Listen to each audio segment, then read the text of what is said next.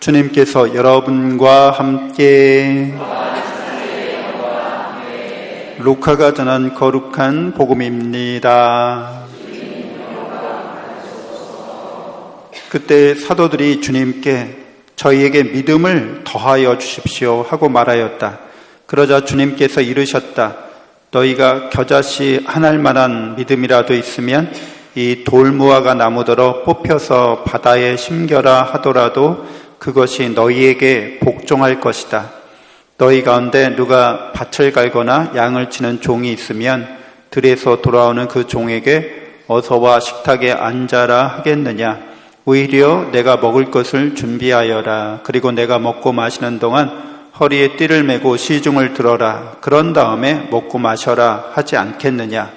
종이 분부를 받은 대로 하였다고 해서 주인이 그에게 고마워하겠느냐. 이와 같이 너희도 분부를 받은 대로 다 하고 나서 저희는 쓸모없는 종입니다. 해야 할 일을 하였을 뿐입니다. 하고 말하여라. 주님의 말씀입니다.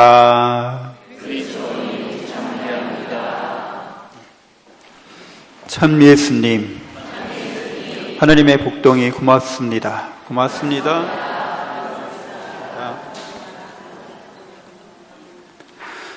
오늘 사도들이 예수님께 믿음을 더하여 주십시오. 부족하다는 거죠. 약하다는 거죠. 이렇게 지금 요청하는 그 맥락을 보면 바로 이 전 루카복음 17장 1절서부터 4절까지 죄에 대한 문제를, 죄인에 대한 문제를 이야기하고 있어요. 그래서 이 세상에서 남을 죄짓게 하는 일이 없을 수는 없지만 남을 죄짓게 하는 사람은 불행하다. 차라리 연자맷돌을 목에 달고 바다에 빠지는 편이 낫다. 이렇게 말씀하시는 거죠. 그래서 너희는 조심하라는 거죠. 남을 죄짓게 하지 않도록. 그리고 누가 너에게 반대로 누가 너에게 죄를 짓거든 7번씩 77번까지라도 용서해 줘야 한다. 이렇게 말하는 거죠. 제자들이 그 얘기를 듣고서 나는 도저히 그럴 자신이 없는데 그렇게 하기가 어렵다는 거죠. 믿음을 갖고 그렇게 하는 거. 죄인을 용서해 줬다가 그 죄인이 내 뒤통수를 치면 똑같은 일을 반복하면 어쩌지? 상황이 더 악화되면 어쩌지? 그가 나에게 준 이 상처와 이 손해를 어떻게 보상받지? 이거는 말도 안 되는 건데 내가 이렇게 바보가 되라는 건가?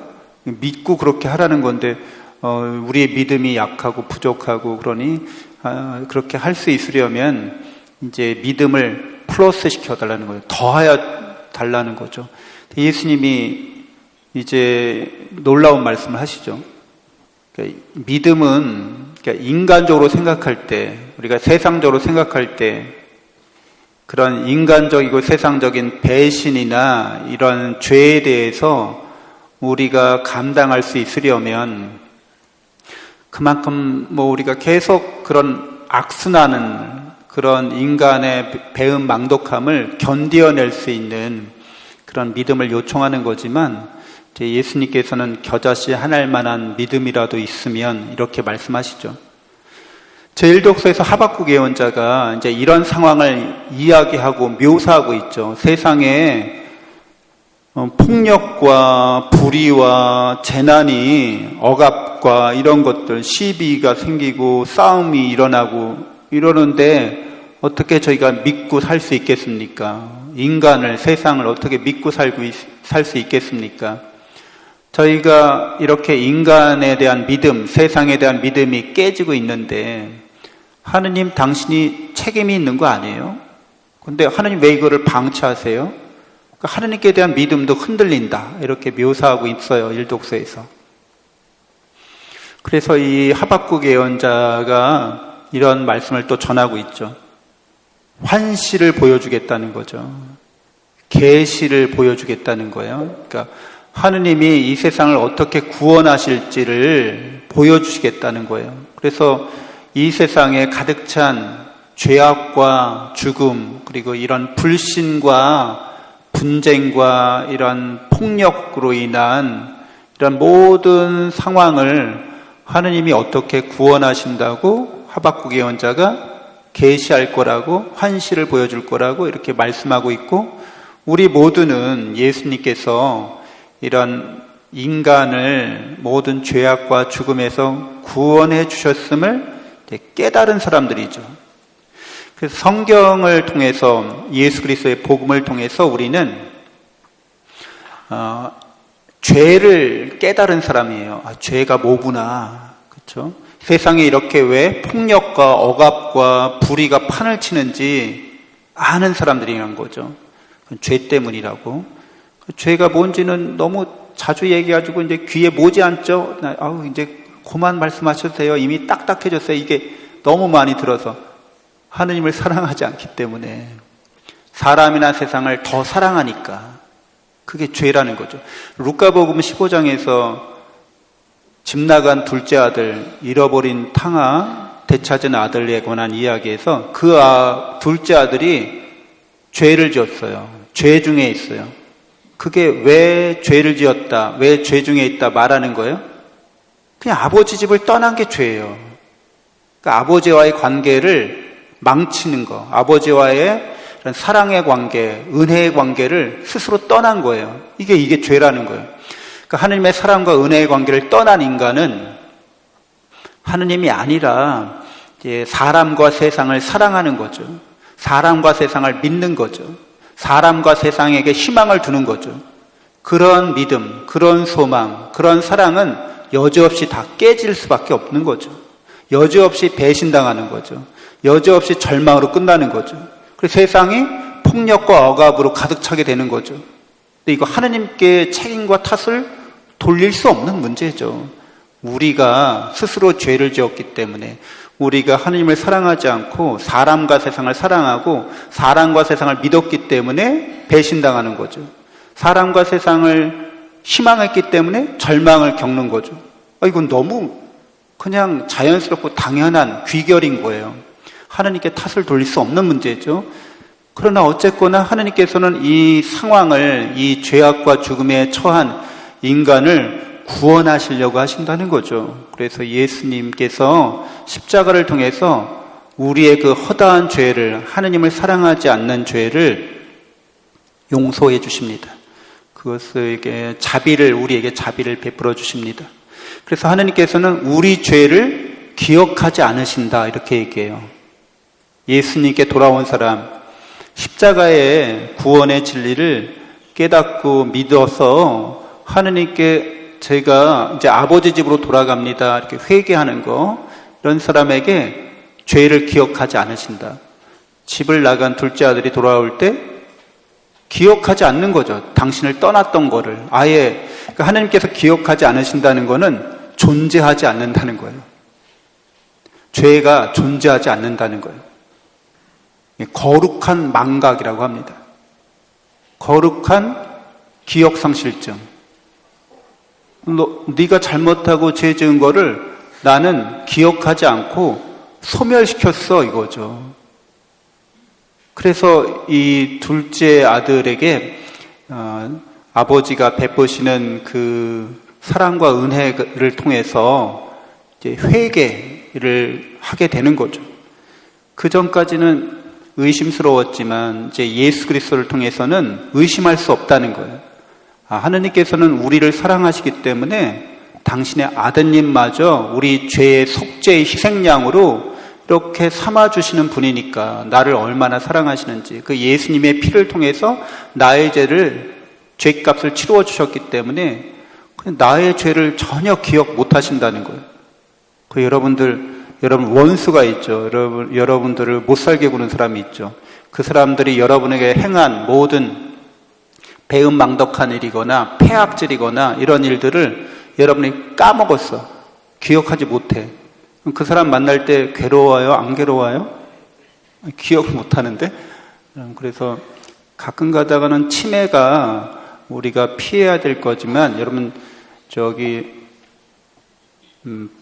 8899 이렇게 사셔야 되죠. 그리고 88세까지 99세까지 팔팔하게 사셔야 되고 치매 걸리지 말으셔야 되는데 기억력이 너무 좋은 것도 문제야. 이렇게 그래가지고 너 그때 나한테 서운하게 했지? 그러면서 절대 내가 까맣게 잊고 있다가 어느 날 그게 그 사람이 하는 말이나 행동이나 이런 분위기나 상황이 그 기억을 되살리면 바로 그 현장으로 돌아가는 거죠. 그래서 상처가 그냥 아물지 않은 거예요. 내가 깜빡 잊었네. 이 왼수. 너 그때 나한테 이렇게 상처 줬었지? 야, 네가 그게 할 짓이었어, 사람이? 막 분노가 일고 화가 있는 거죠. 인간이 그런 인간에 대한 인간관계에서 오는 불완전함에서 오는 모든 실수나 잘못이나 죄나 악을 우리는 인간적으로 용서하려고 그러면 믿음을 더해주세요. 아무리 우리가 인간적으로 믿음으로 이걸 해결하려고 해도 해결되지 않은 영역인 거죠. 하느님께서 예수 그리스도를 통해서 우리를 그렇게 거룩한 기억상실증, 거룩한 망각으로 부르십니다. 그 말은 하느님께는 죄가 이렇게 존재할 수가 없다는 거죠. 그러니까 하느님께는 우리가 아무리 하느님을 상처 주려고 하잖아요. 하느님을 모욕하려고 하고 그래서 예수님을 십자가에 못 박았잖아요. 그리고 모욕과 우리의 불의를 한껏 보여줬잖아요. 예수님이 그 모든 죄를 싹 없애버리셨습니다. 그래서 그분에게는 이런 죄악과 우리의 모든 배은망덕함이 사라져 있는 거죠. 그분께서는 하느님이시기 때문에 우리가 모욕하고 우리가 상처 준다고 그래서 나 모욕받았어, 나 상처받았어, 괴로워 이러실 분이 아니죠. 그럼 하느님이 아니죠. 그래서 그러한 사랑으로 우리를 사랑하시기 때문에 예수 그리스도의 십자가 죽음과 부활의 사건이 얼마나 하느님의 크신 사랑을, 무한한 사랑을 드러내는지 겨자씨 하나만큼이라도 깨달았으면, 믿는다면 우리는 새로운 사람이 될 거라는 거죠. 아무도 우리를 상처 줄 수 없고 아무도 우리를 손에 끼칠 수 없어. 하느님의 사랑에서 그분의 은혜 가운데 우리를 떼어놓을 수 있는 사람, 세상 없어. 이렇게 얘기하는 거죠. 그래서 돌무화과 나무가 뿌리가 이게 척박한 땅에서 사는 식물들은 뿌리가 깊어요. 그러니까 돌무화과 나무도 그냥 자연에서 척박한 야생에서 이렇게 사는 그 식물이기 때문에 뿌리가 엄청 깊습니다. 그거 뽑아내려면 너무 힘든 거예요. 그러니까 우리가 누군가를 용서하려고 인간적인 마음으로 용서하려고 그러면 절대 되지 않습니다. 왜냐하면 우리가 기억하고 있기 때문에 기억한다는 거는 존재한다는 거예요. 우리 마음속 어딘가에. 그래서 기억이 되살아나면 그 시간, 그 장소가 재현되는 겁니다. 너무 괴로운 일이죠. 그렇게 뿌리 깊은 우리의 죄로 인한 상처, 죄로 인한 여러 가지 악과 죽음에 이르는 질병을 이렇게 겨자씨 하나 할 만한 믿음이라도 있는 사람은 뿌리째 뽑혀서 바다에 심겨져라. 바다에 심겨지면 그 나무가 죽겠죠. 돌무화과 나무가. 근데 바다에 심겨져서 산다는 거예요. 이거는 놀라운 일이죠.